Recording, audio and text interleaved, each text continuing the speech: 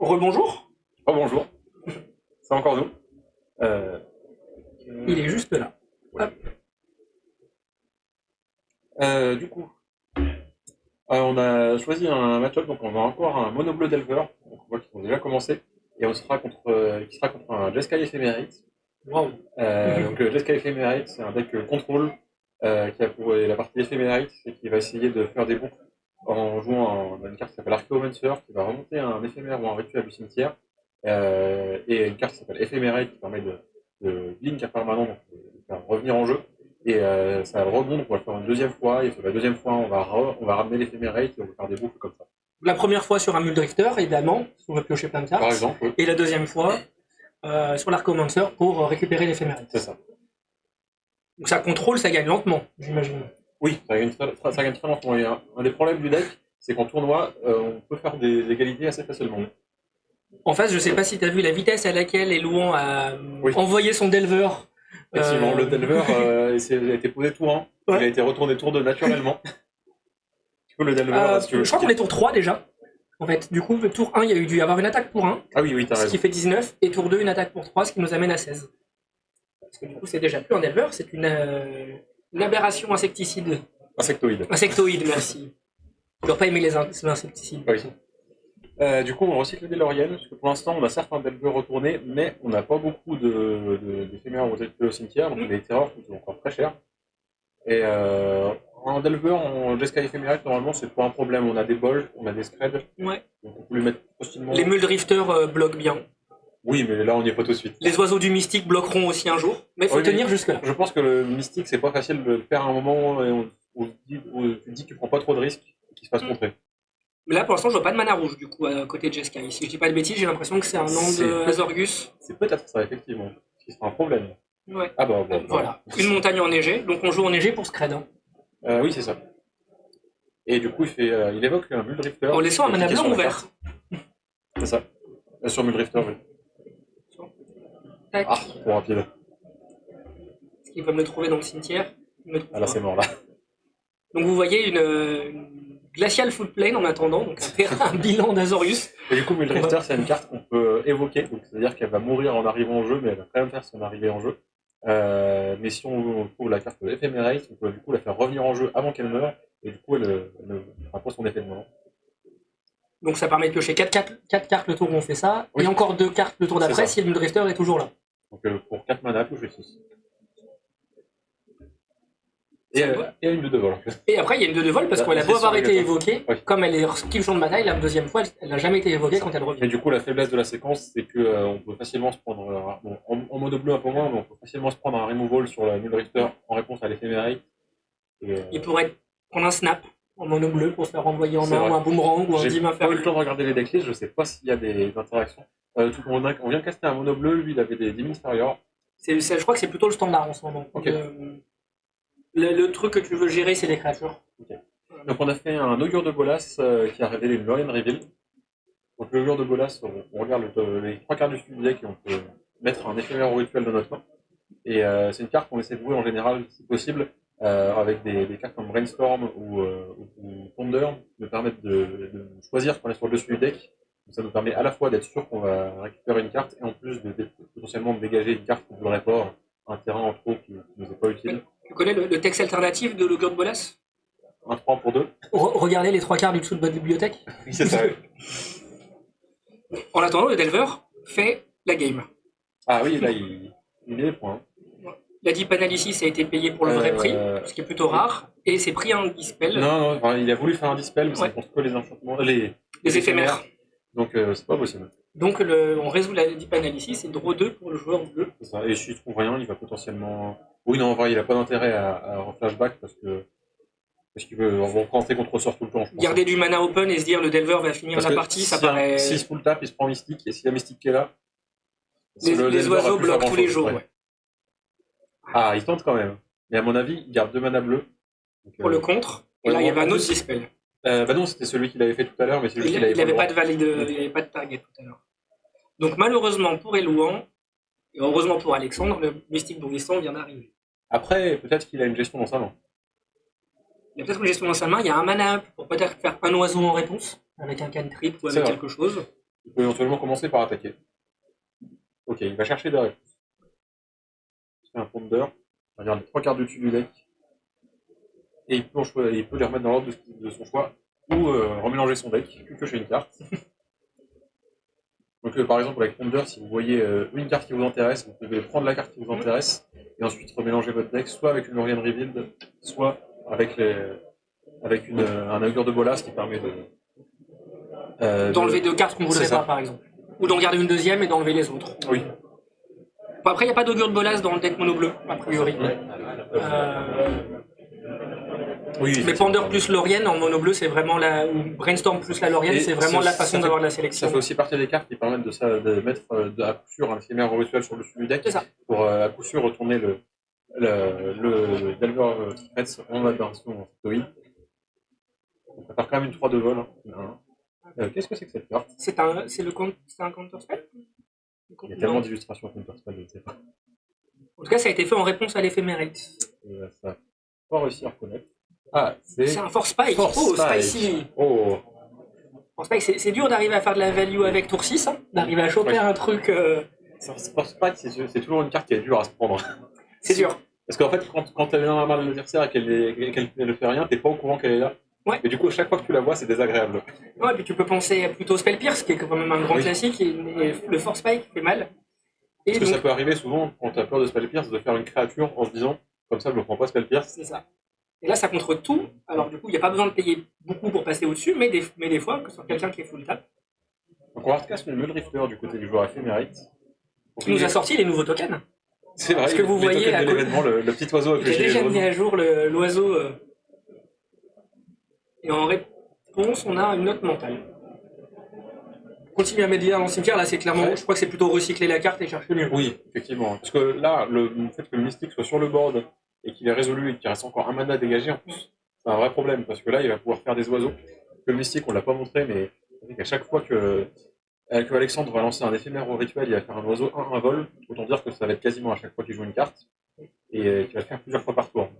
Donc quand votre plan de jeu c'est d'attaquer avec des 6-5 au sol qui n'ont pas d'évasion. Si tous les cantrips font des oiseaux, ça va être dur de passer. C'est ça. Et au bout d'un certain point, les cantrips vont trouver des removals, des contre-sorts, et il va y avoir des éphémérides qui vont faire des boucles, et ça ne s'arrêtera pas. Mono bleu, qui est du coup un deck aggro, a quand même une grosse faiblesse au niveau de gérer les choses qui sont résolues. C'est ça. Clairement, le mystique, une fois qu'il laisse, d'où l'idée de carte du bleu tout à l'heure pour vraiment garder de l'interaction sur le stack, parce qu'une fois que c'est là.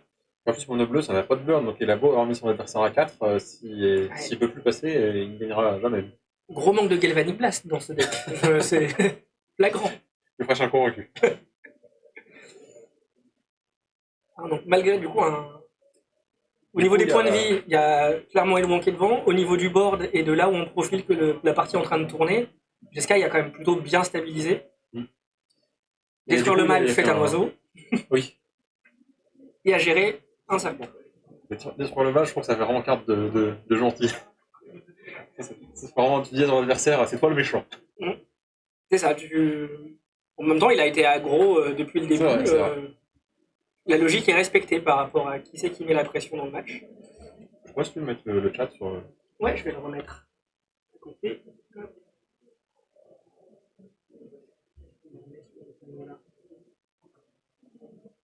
Donc là, on a 3 oiseaux, donc à moins qu'il y ait une gestion du mystique, c'est quand même compliqué là pour Ewan. Et on est à la ronde 4, on n'a pas mis à jour Ah oui. On est sur 2 joueurs qui sont à 3-0, si je dis pas de bêtises. C'est ça. Il les a pris table 2. Tout ça se met à jour. Rappelle où c'est? Je crois qu'il faut passer par OBS pour le refaire. Okay. Peut-être qu'on le fait après la une? Oui, on fait comme ça. Dans le sideboard. Donc là, on a la situation où le joueur éphémère était plutôt bien. Mais comme je disais tout à l'heure, c'est un deck qui est lent à tuer, puisque vous voyez, quand il est bien dans la situation, il attaque avec une 2-2. Donc plus tard, il va pouvoir faire plein d'oiseaux et se permettre d'attaquer avec les oiseaux. Mais comme il joue en deck qui a des interactions, il a raison de jouer prudemment. Il est plus qu'à 4, donc il n'a pas beaucoup de. Oui. Il a plus le droit à l'erreur. Il va être prudent sur qui est-ce qu'il envoie au combat à chaque fois. Surtout que garder 1 ou 2 bloqueurs, c'est pas suffisant, parce que les joueurs de mono bleu peuvent potentiellement jouer des sommeils des morts. Oui.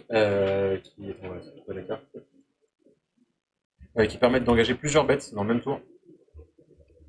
parce que c'est une carte qui engage qu'une seule créature, il ne se VH pas, mais vous pouvez l'échapper pour 3 mana, donc si vous avez 7 mana, vous pouvez dégager 3 bloqueurs, et ça peut surprendre.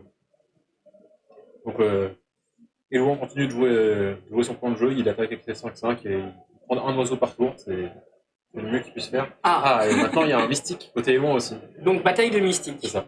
Ce qui est plutôt à l'avantage de Jeskai Ephemerate, je pense, parce que Jeskai Ephemerate a des gestions pour mystique. Oui. Il a vu le nombre de mana, il pourrait prendre un Scred avec un. Ça.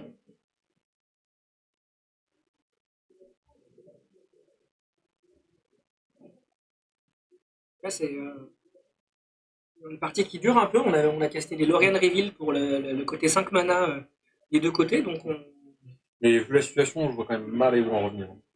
Au niveau value, le Jeskai va avoir. Ça va être plus facile. Oui. Ça devrait être plus facile. Et puis il y a un moment où le mystique sera géré, où Alexandre gérera le mystique d'Elouan, et là, ça sera pas la mystique. On va préorganiser faire un piaf. Il commence bientôt à avoir suffisamment de serpents d'oiseaux pour tuer un serpent là. Ouais, à un moment là, parce que pour l'instant la terreur tolarienne va au combat tous les tours. Et en face, on sacrifie une bête, bientôt on pourra. Je pense pas que ce soit rentable, c'est peut-être plus rentable de jump tous les tours et d'envoyer 5 oiseaux avec le vol. Ouais. Vu le nombre de cartes d'advantage et de sélection de Jeskai, il va pouvoir jouer un sort par tour. Donc il n'y aura pas de problème à renouveler son stock d'oiseaux. Pour l'instant, de toute façon, il va pas bloquer la terreur parce qu'il y a des oiseaux à bloquer. Du coup, vraiment, celui qui est en train de faire le match, c'est vraiment la bataille des mystiques.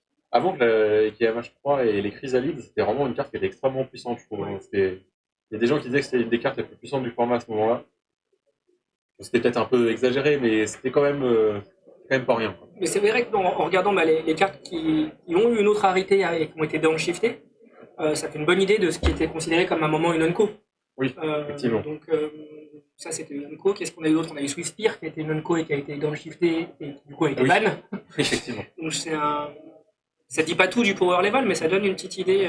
Oui, on a une plutôt bonne note mentale du côté. Du côté Dragon Wings. Exactement. Il a mené les ailes de dragon dont on parlait tout à l'heure avec Mathieu. Je crois que c'est ma tech préférée pour rendre les terreurs imbloquables. Bon, en l'occurrence, là, elles seront très bloquables. Mais... Dans le match-up, ça accomplira pas grand-chose, mais bon, c'est toujours un petit plus. Vous en avez déjà parlé tout à l'heure? Oui, parce que je crois qu'il y avait un match où il ne pouvait pas passer au sol et que du coup, les Dragon Wings auraient pu aider. Sinon, les joueurs de Tron nous diront qu'on pourrait mettre des Sky Shapers pour rester, mais on ne s'aventurera pas là-dedans. On pourra, c'est incolore, donc ça. Mais l'avantage de Dragon Wings, c'est qu'elle se met toute seule au cimetière, et on veut qu'elle soit au cimetière. Exactement. Oui, alors que ça, c'est pas pour tout le monde.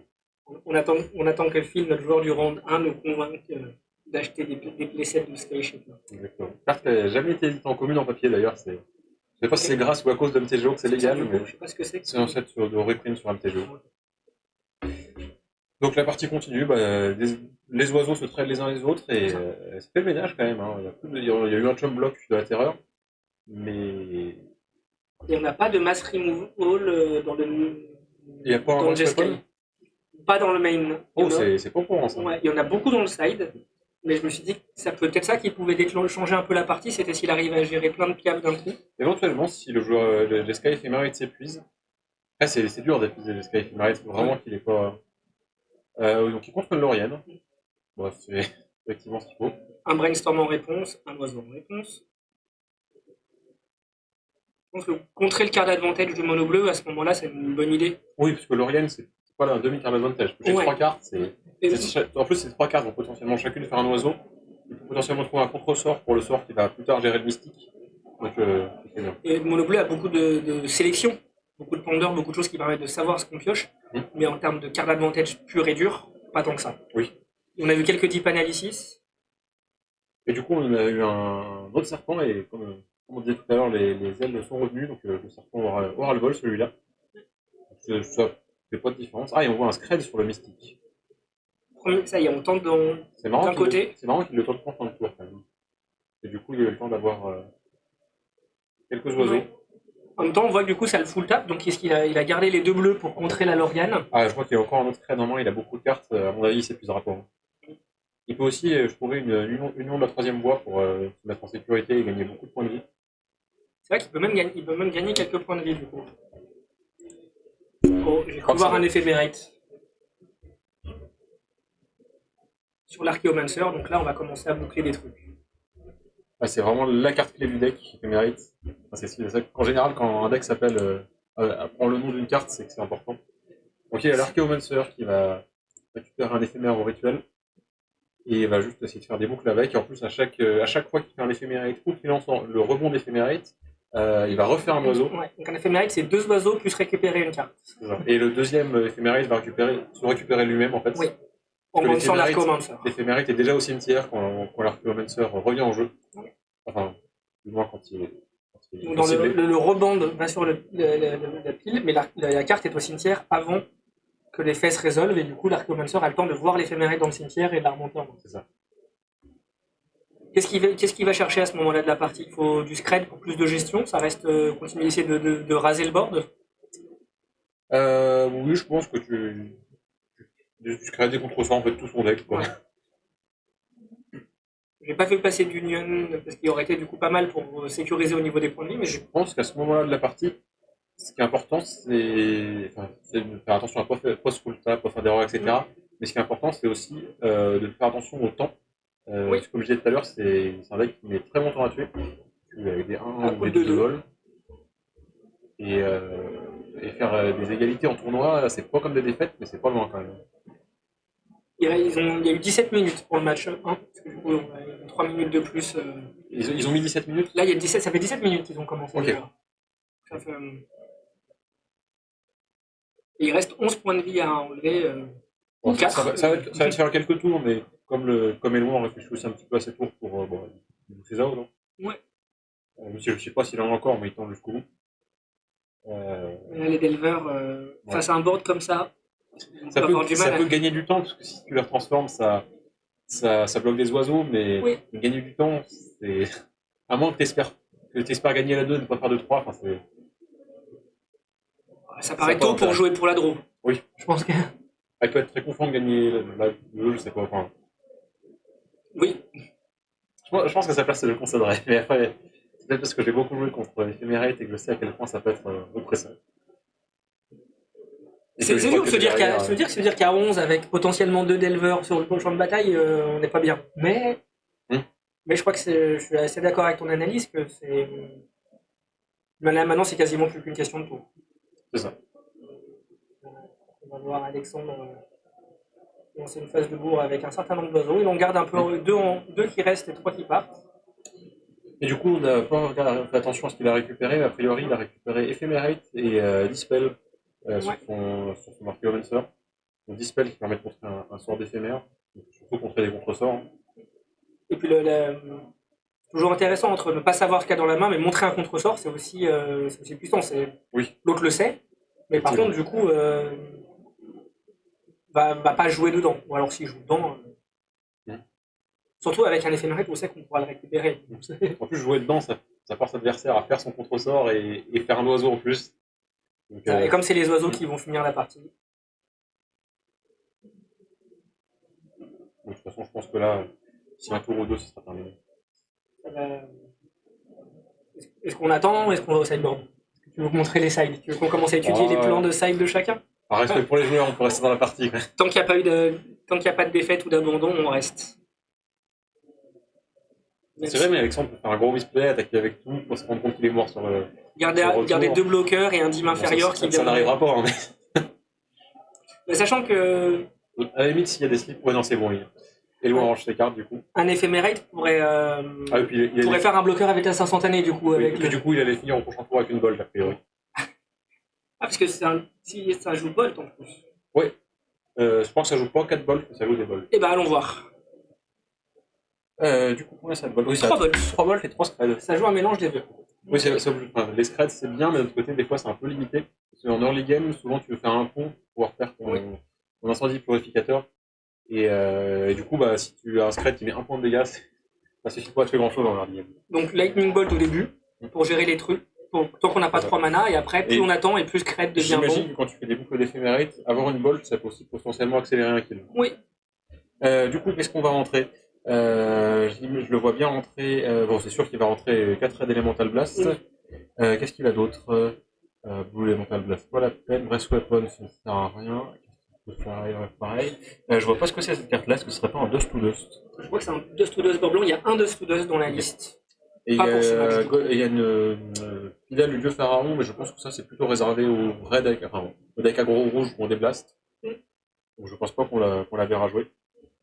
On peut passer à l'autre deck éventuellement, voir ce qu'il y a. Et alors, tac. Ouais. Côté mono bleu, C'est marrant, il y a des gunshots.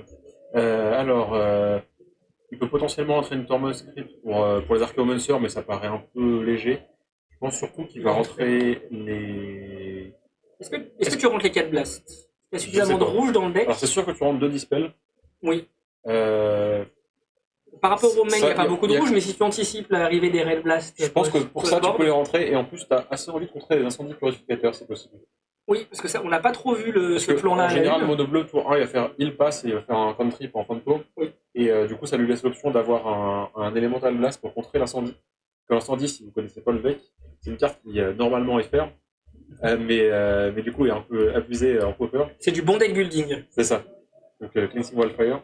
Donc voilà, ça détruit un terrain et le contrôleur du terrain peut aller chercher un terrain de base, le mettre en jeu engagé et vous piocher une carte. Sauf que l'astuce, c'est de le faire sur un terrain indestructible à vous.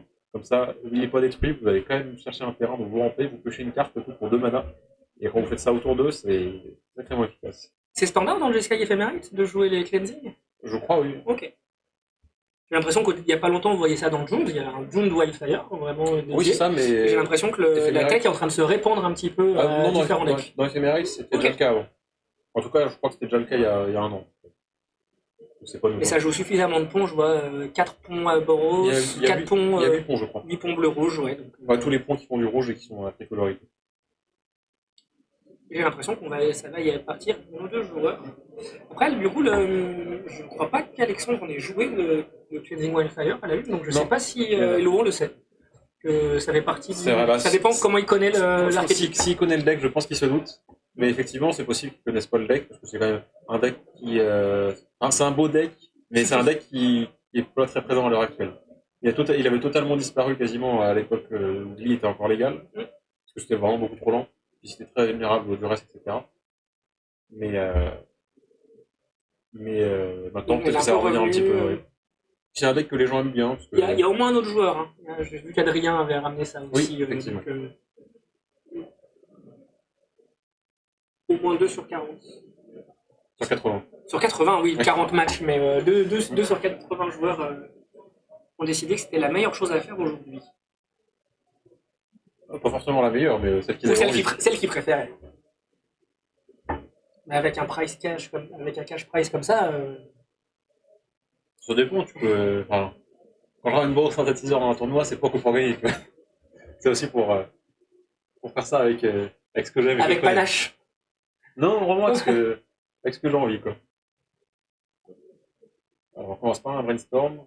Peut-être suivi par une note mentale pour enlever les 2 éphémères. Je crois qu'on cherche un land. Hein. Effectivement, mais il a trouvé le Lorien, je crois. Je crois que la dernière carte, c'est une Lorien. Qui va pouvoir du coup recycler. C'est pas aussi bien que note mentale, mais ça marche tout pareil. Du coup, là, il n'aura pas le choix d'en garder, si j'ai bien compris ça. C'est la classique du deck avec brainstorm. Vous piocher 3 cartes, vous mettez 2 de votre main sur le dessus du deck, et ensuite vous remélangez le deck, comme ça vous n'avez pas à les repiocher. Et à l'entretien, on peut déjà enlever les 2 pour être sûr de leur piocher 0. Une carte qui est bien flexible, Lorien révélé, et qui fait bien au deck. Il a assez régulièrement les 2 modes. Ah oui, en early, dans les decks bicolores, ça permet d'avoir du fixing, parce qu'on n'est pas obligé d'aller chercher une île de base.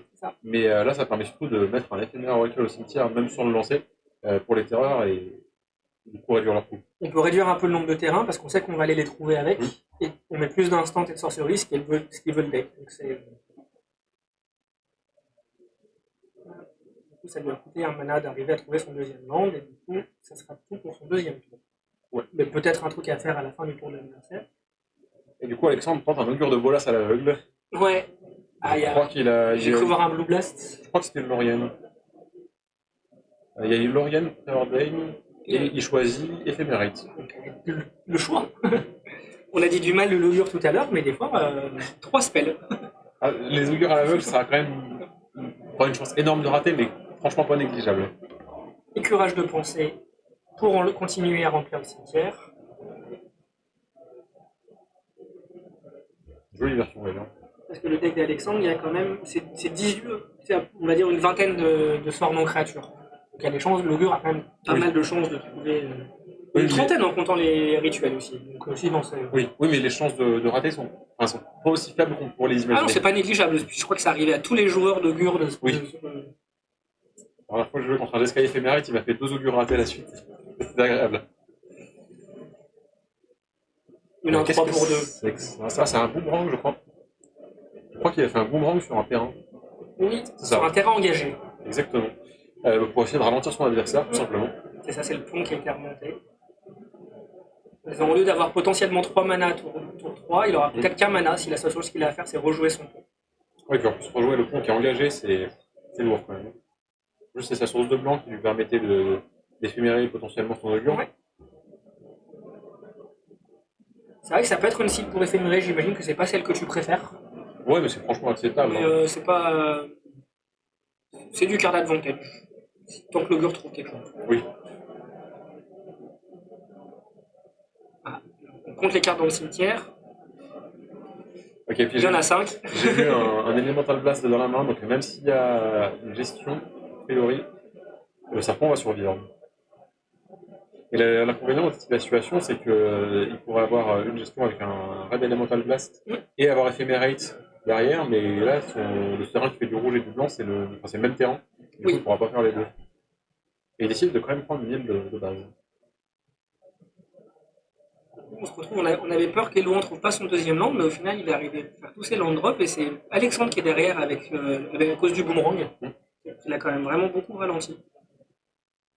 Après, j'ai l'impression de voir pas mal de cartes rouges en main, mais c'est plutôt des cleansing, c'est des incendies. Ouais, 2 incendies et un blast. Et il y a une carte que je ne reconnais pas, mais qui est peut-être en terme. Donc l'incendie, c'est la carte dont on parlait. Et voilà, il va contrer l'incendie parce que plus piocher une carte, c'est vraiment fort. Enfin, on voit bien qu'il a dépensé une carte pour envoyer un terrain en main. Ouais. Donc il a dépensé une carte pour empêcher et de ramp et de piocher, c'est automatique. C'est cohérent avec ce qu'il fait le tour d'avant. Il sait qu'il a moyen, s'il se bat là-dessus, il va pouvoir vraiment ralentir son adversaire. Ça, parce que là, le Jeskai Ephemerate, ça fait quand même pas grand-chose avec 4 landes quand il y a des contre-sorts en face. Et il y a 12 de flop quand même. L'augure fera son deuxième boulot à un moment, c'est-à-dire se mettre devant et encaisser. Et potentiellement être la cible d'Ephemerate. Aussi. Après, si... on retente. C'est osé. Et ça prend un deuxième blast. Et du coup, j'imagine qu'il va lander un pont. Ouais, c'est ça. Lander un pont. Parce que là, en fait, ton augure, t'as pas envie de le donner comme ça, t'as envie de l'éphémérer, parce que ça fait de ta value. Mais aussi, ça lui permet de faire le block une fois de plus, en fait. Oui, comme ça, il encaisse 2 créatures et il refait de la value. Mais comme le blond et le haut, il a été vraiment limité sur son blanc et son rouge. Ouais, il décide de bloquer quand même, il a pas envie de descendre à deux. Avec un maximum de 5 mana disponibles. Et on a un troisième serpent, donc là, je vois pas comment Alexandre peut revenir. Il lui faudrait 2 Elemental Blast, et qu'il n'y ait pas de contre-sort en face, autant dire que c'est... Il me semble avoir eu un vrai contre-sort dans la main d'Elouan à un moment. Ouais, ça dit quelque chose. Il joue la version de Tempest. Et puis avec 4 mana dégagés comme ça... C'est bien, un tour où attaque pour 12, joue une terreur pour 1, garde 4 mana up. Il fait vraiment ce qu'il est venu faire. Ok, donc on commence par un Preordain pour trouver des solutions. Ouais. Il a mis 2 en dessous, je crois. Il trouve un Scred. Ouais, mais Scred, ça suffit pas, hein, ça met 2 dégâts à Scred. Ouais. Et il montre sa vie pour dire qu'il avait rien. Un win. Oui, loin. Ah bah le plan boomerang sur le terrain, là, ça a vraiment bien marché. Jeskai Ephemerate, c'est un deck qui fait des choses puissantes, mais c'est un deck lent. C'était ça sa faiblesse dans la... C'était pour ça que dans la méta précédente, on le voyait pas du tout. C'est parce que la méta était très rapide avec Guy et avec Mono Rouge plus de Dota. Et du coup, c'est une rapidité que le deck pouvait pas supporter. Parce que je vois, c'est 8 terrains qui arrivent dégagés et 12 terrains qui arrivent engagés. Donc on a clairement un deck qui va jouer... Après, tu essaies de ramp avec incendie. C'est pour ça que les parties où tu as incendie, c'est vraiment des parties où ça se passe mieux quand même. Ça arrive tape, mais si tu arrives à mettre plus d'un land par tour en jeu, ça reste... Ah, on a un Judge Call. Ah oui, je peux y aller. Hop, Bastien va aller prévenir un judge. Nos joueurs, du coup, sont dans une petite salle à côté. Et pour garantir l'intégrité, ils peuvent rester tous les deux à leur table. Le temps qu'un de nos deux judges présents aujourd'hui puisse aller voir ce qui se passe. Non, pas trop d'idées de ce que ça pourrait être à ce niveau-là. La deuxième partie a été résolue. On va voir. Bastien nous tiendra peut-être au courant tout à l'heure.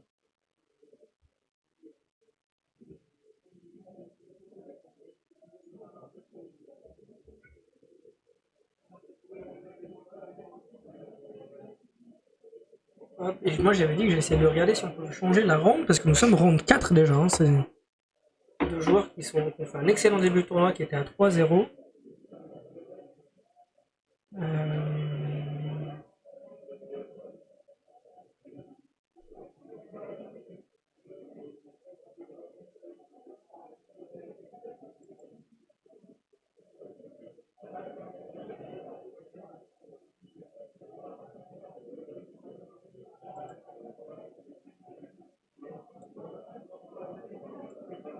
Voyons voir.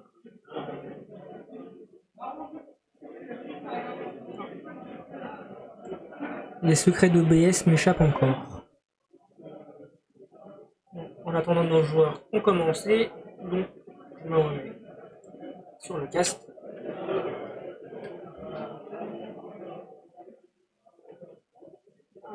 Du coup, le problème, c'était rien de grave, c'était juste qu'il y avait un problème avec l'application de compteur de points de vie. Ok. C'est gérable. Tu as loupé tour un pont, Ouais. tour un delver, Ok. de l'autre côté, Et préordain. et un deuxième pont. Ok. Et c'est un counterspell delver qui flippe à l'aveugle, comme on dit. Il arrivait des counterspells Il arrivait des counterspells, c'est la version de Tempest avec le sorcier dans sa cape rouge. Ok. Non, parce que ça regardait le chat en même temps. Ouais.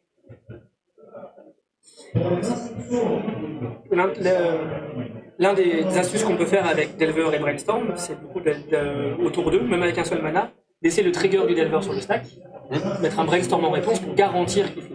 Oui, Et du coup, c'est utiliser un mana de son tour 2 qu'on a peut-être envie de faire autre chose, garder pour un counter spell ou quelque chose. Donc la question, c'est est-ce qu'on fait confiance à son deck ou pas de nous trouver un instant. Et là, il est récompensé. J'ai pas vu ce qui s'est passé, il y a juste eu en. Oh non, le Jeskai éphémère est à rien faire. Je crois qu'il a fait Ok. Ilgo. Ça marche. Je vois qu'il a un Elemental Blast en main, il a un contre-sort, et il laisse ce Delver vivre et prend son tour. Ok. Je pense qu'il a fait ça parce qu'il a pas envie de faire dépenser aux joueurs mono-bleu les contre-sorts. Parce que quand tu fais dépenser les contre-sorts, ça fait que ça va au cimetière. Et du Donc coup, ça remplit les cimetières. C'est ça.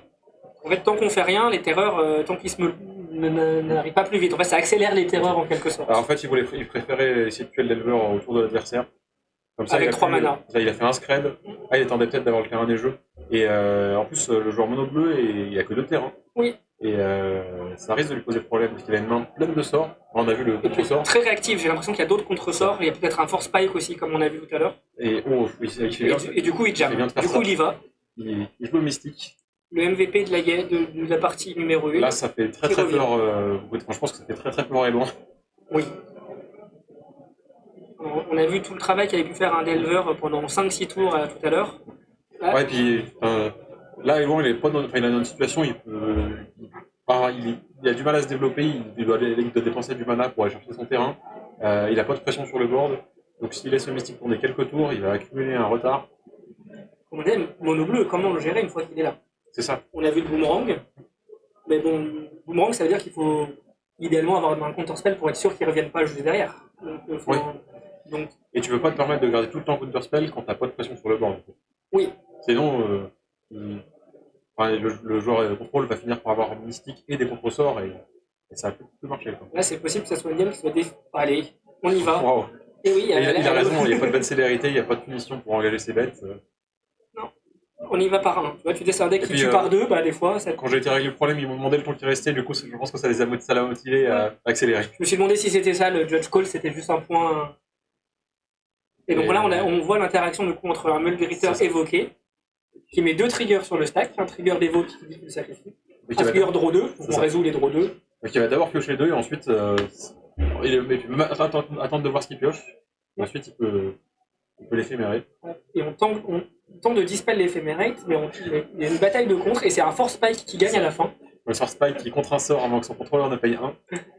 et qui a fait que le mode Drifter est au cimetière, il n'y a pas les cartes 3 et 4 qui sont piochées, il n'y a plus le body, et il n'y aurait pas les cartes 5 et 6. Donc c'est une bataille qui a été un peu clé quand même, qui permet à Elouan d'être pas complètement noyé. Après, il a toujours son problème d'avoir pas de pression pour l'instant. On fait une note mentale, on me un brainstorm, mais j'ai pas vu quelle était l'autre carte. On doit se rapprocher de 5 ou 6 sorts dans le cimetière. Est-ce qu'il a aussi des menaces en nombre? Ok, ça va pas perdre autant, ce que je vois. Enfin, ça va pas faire égalité. Combien de temps il reste dans la game? On doit pouvoir avoir accès à ça. Il reste 10 minutes, il reste 13 minutes pour finir la partie. 13 minutes plus les tours additionnels, ça doit se faire, à mon avis.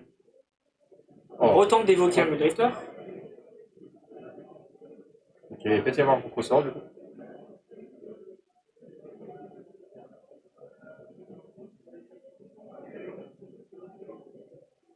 Non, il y a un boomerang sur le mystique.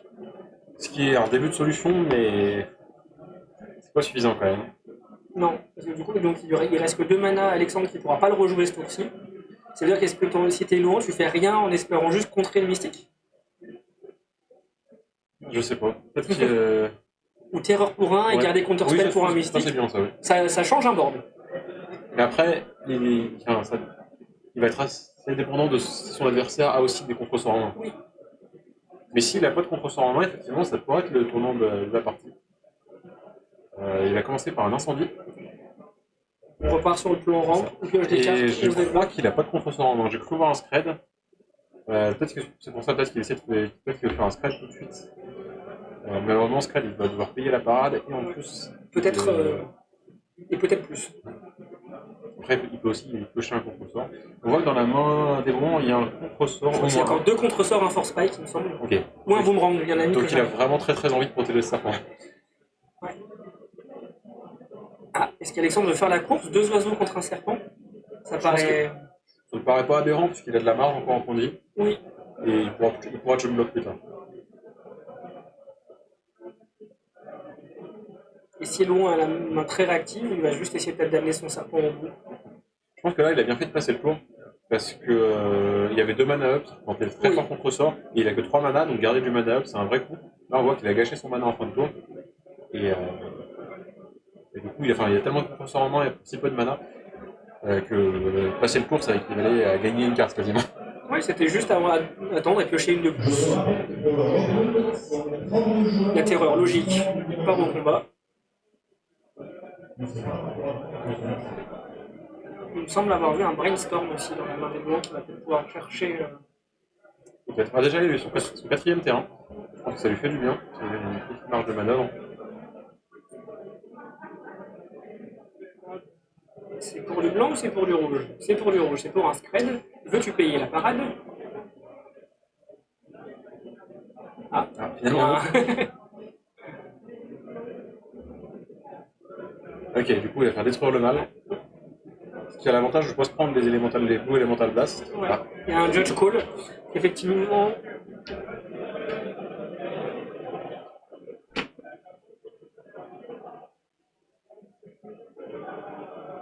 On va laisser Bastien gérer tout ça. Et c'est vrai que on a vu Alexandre annoncer un premier play avec le scred, puis changer d'avis. Donc on va clarifier la situation avec les judges par rapport à ça.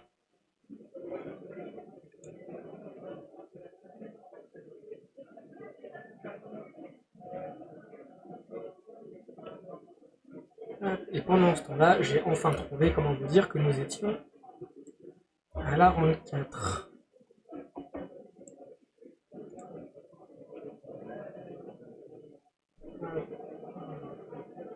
On voit que le judge revient à la situation sur le scred.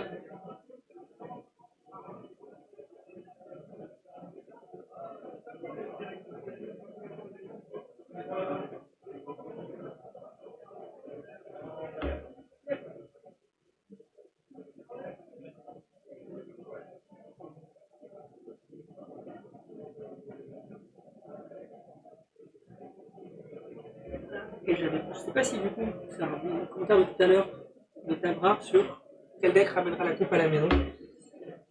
C'est une bonne question.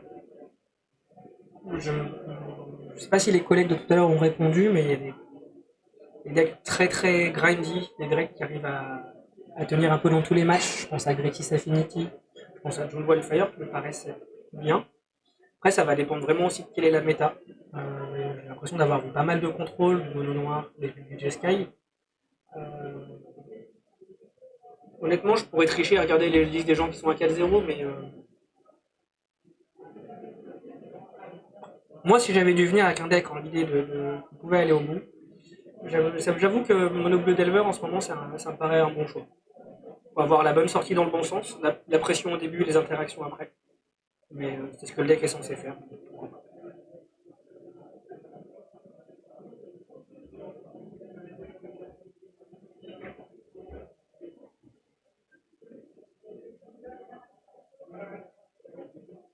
Rakdos Madness.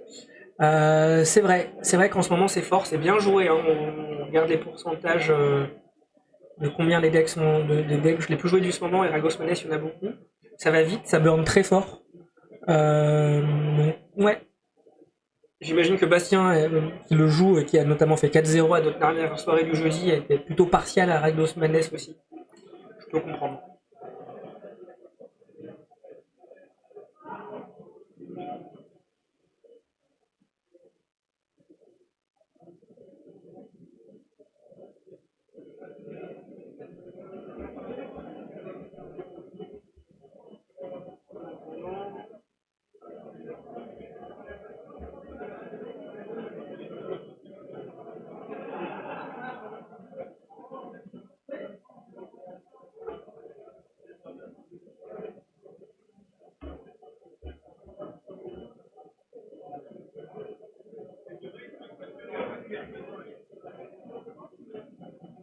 Je vais m'amuser à deviner la solution du judge étant donné qu'on n'a pas le son.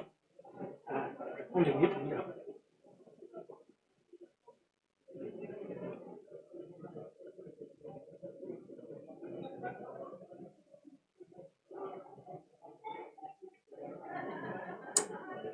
Donc on va arriver au bout de la ronde 4. Il faut savoir que du coup, alors qu'on n'aura pas l'opportunité de le tester, mais on organise un rebound. Donc un deuxième tournoi qu'on va lancer là d'ici une heure, qui va permettre à ceux qui ne sont plus en contention pour le top 8 et qui voudraient jouer pour un peu plus d'enjeux, de repartir sur un tournoi et en fonction du nombre de joueurs qu'on aura, je crois qu'à 32, il y aura un dual land en jeu, il y aura un bilan de gagner, donc un joli tournoi qui devrait commencer là d'ici une vingtaine de minutes, le temps qu'on finisse cette ronde là.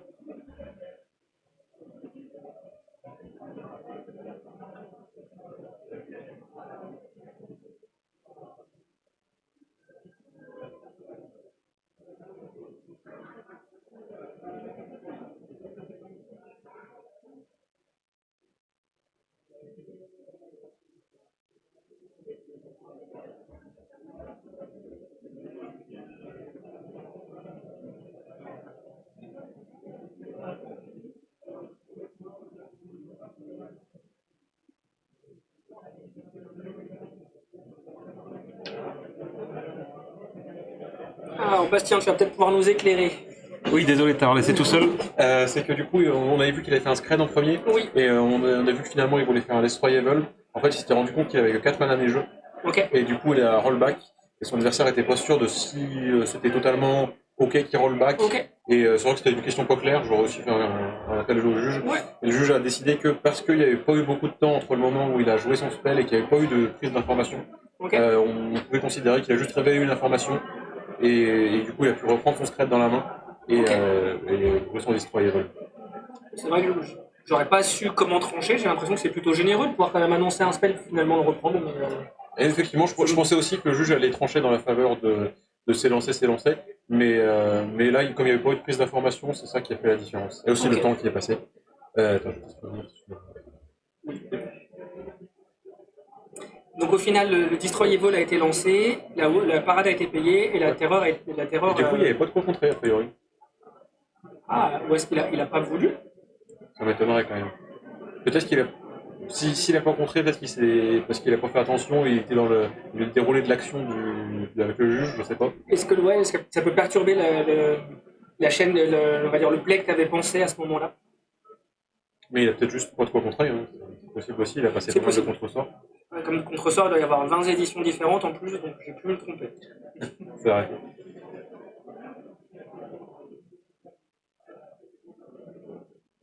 À la fin de tout ça, on a deux oiseaux qui font la course avec un Delver, qui pour l'instant est encore une 1-1 clouée au sol.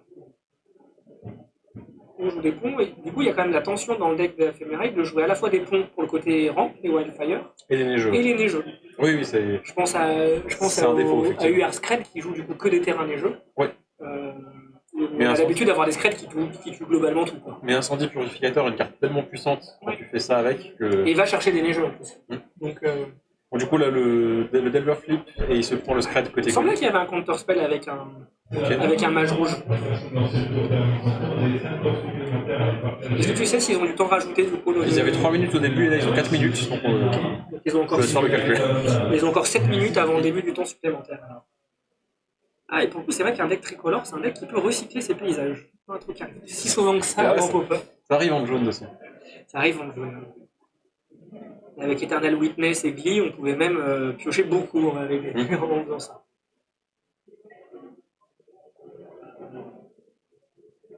Du coup, il leur reste 7 minutes, plus les tours additionnels. Donc ils sont certes bas en vie, mais ça se bagarre. Donc, Je crois que c'est un autre contre-sort. Ça doit être le contre-sort de 7ème édition. Ah oui, effectivement, il avait plein de contre-sorts. Il avait plein de contre-sorts. Peut-être qu'il a tourné le mystique. Peut-être que c'était vraiment. Oui. Il se dit si mon plan c'est de finir avec un Delver, Effectivement. c'est le mystique qui l'empêcherait. Attends, il avait le mana pour faire Lauriel plus. Attends, qu'est-ce qui s'est passé? Comment il a eu tout ce mana? Ou alors il vient de la recycler. Il avait pas 9 mana. J'avoue que je sais pas. Ouais, il a du mana. Hein. Ça fait un moment qu'il a rattrapé. Ah mais si, je crois que c'était son édition de tir. Si, en fait, là, il y a une pile en bas à gauche. Il a payé le mystique ici, il a payé Il a juste énormément de mana. On arrive à un moment, on arrive à faire et mystique et Lorient. C'est un homme riche. Bah, il y a eu au moins 2 cleansings qu'on résolu. Hein. Les premiers ont été contrés, mais à partir d'un moment, là. Et loin à mener un spell pierce, je pense que tu es plutôt content que ça parte au cimetière à ce stade de la partie. Face à Dylan en face, et piocher une terreur, comme ça. Sur son Doro 3 de la Lorient. Hop. Et profite d'un opposant full tap pour la caster. Tu mets une pression. J'imagine que Scred, si on a un. On continue à ramper. Ah, à ce stade de la partie, je pense que le mana ne va pas avoir beaucoup d'importance, c'est surtout le fait de recycler la carte. Malheureusement, le temps est aussi une ressource et remélanger son deck, ça prend du temps.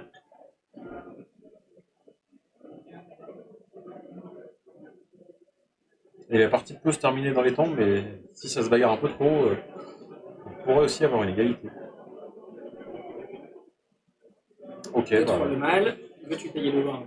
On imagine que oui. Je crois qu'il a de quoi payer. Ouais. Là, il a plus qu'un oiseau. Ah non, 2 oiseaux. Il y a 2 oiseaux. Donc oui, il peut espérer tuer avec ces 2 oiseaux encore. Ça veut dire là, en 3 attaques, c'est fait. Il n'y a pas grand chose qui va voler dans le deck à part les Delver. Il joue un Ponder dans sa main et peut-être un contre-sort, je sais pas. Donc on va faire Ponder évidemment.